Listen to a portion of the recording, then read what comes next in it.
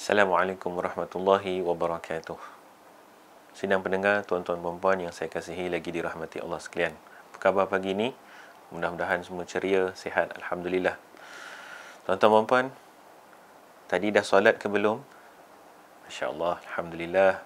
Insya-Allah semua kita dah solat. Saya yakin dan percaya. Subuh tadi kita bangun awal, kita solat. Kalau saya tanya tuan-tuan dan puan, sebelum daripada kita solat, perkara pertama sekali yang kita lakukan ketika kita nak mulakan solat, apa dia? Cuba ingat balik. Tentu semua kita tahu jawapan dia, iaitu semua kita mengambil wuduk. Betul tak? Kalau nak solat tak ambil wuduk, tak sah solat. Semua kita sebelum solat kita ambil wuduk. Tuan-tuan dan puan, mungkin kita selalu ambil wuduk, tapi kita pernah tak bertanya, apa agaknya kelebihan? Kenapa agaknya kita disuruh untuk mengambil wuduk? Saya pun baru bertanya juga. Sekarang ni saya nampak, Masya Allah, baru saya terjumpa. Ada banyak hadis-hadis Nabi SAW bagi tahu dekat kita, apa sebenarnya kelebihan wuduk ni. Kalau secara umum kita sebutkan wuduk ni, kita nak bersihkan diri.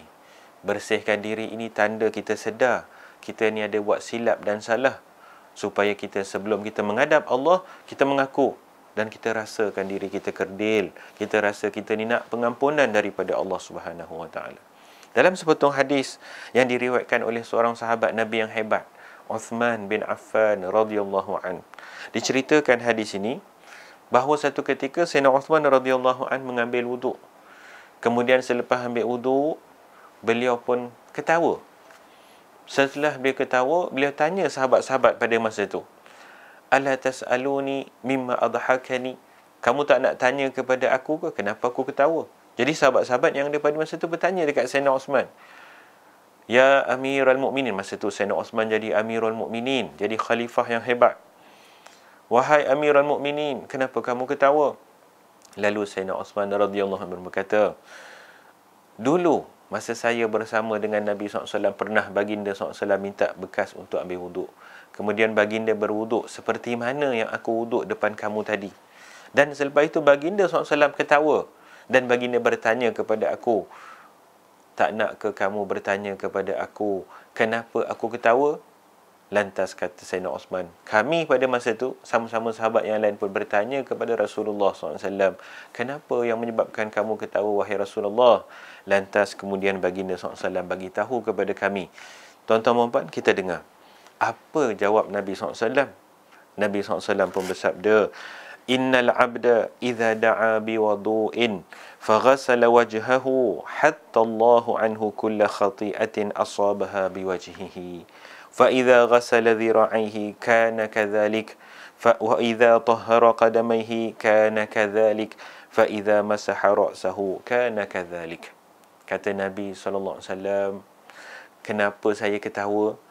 Saya ketawa sebab gembira.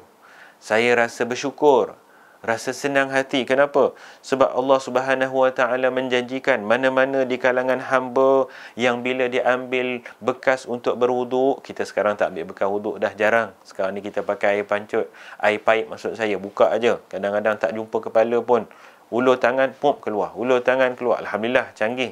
Ambil wuduk juga. Bila kita mana-mana hamba yang dia ambil wuduk, kata Nabi SAW, kemudian dia basuh wajah dia, maka Allah Subhanahu Wa Taala akan gugurkan dosa-dosa pada wajah dia. Dosa-dosa yang tertimpa pada wajah dia. Dosa yang mungkin berpunca daripada mata, mungkin pada mulut dia, Masya Allah. Begitu juga فَإِذَا غَسَلَ ذِرَاعَيْهِ كَانَ كَذَلِكَ, bila dia basuh dua belah tangan pula sampai siku, Allah begitulah juga Allah gugurkan dosa-dosanya. Dalam satu riwayat yang lain disebut gugur dosa tu di celah-celah jari-jari tangannya, Masya Allah. Bila dibasuh pula kedua belah kakinya, begitu juga Allah menggugurkan dosa-dosa yang berpunca pada kakinya di celah-celah jari kaki. Dan sama juga bila dia basuh kepala, Allah gugurkan dosa-dosa pada kepalanya. Mungkin kepalanya ada fikir benda-benda tak elok dan sebagainya. Dalam satu riwayat lain disebut gugur dosa-dosa pada celah-celah rambut yang disapu, diusap dengan air wuduk. Masya Allah, tuan-tuan dan puan, cuba kita fikirkan sama-sama. Besar ke tidak? Banyak ke tidak? Begitu besar sebenarnya tuan-tuan puan-puan peluang. Begitu banyak sebenarnya kelebihan yang Allah Ta'ala nak bagi kepada kita bila kita ambil wuduk. Inilah dia sebenarnya tujuan wuduk. Sebab itu kita tengok tuan-tuan puan-puan, para sahabat dahulu dan salafus salih, mereka bila nak solat, nak ambil wuduk tu pun menggeletar tangan mereka. Diriwayatkan sahabat nama Ibnu Umar, anak Sayyidina Umar radhiyallahu anhuma, ketika nak ambil wuduk, menggeletar tangan dia, merah muka dia, sambil bergenang air mata dia. Orang pun bertanya, kenapa sampai macam ni nak ambil wuduk? Dia kata, kamu tak tahu ke, kita ni nak menghadap siapa lepas ni? Masya Allah, ini sahabat Nabi.